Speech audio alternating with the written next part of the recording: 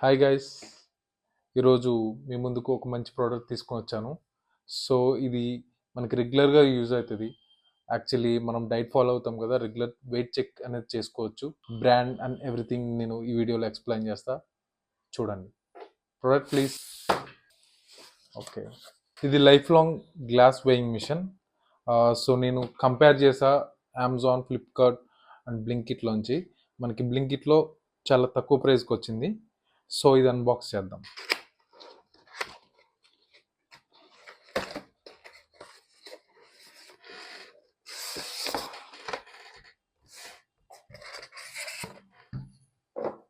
Wow, nice design, బాగుంది.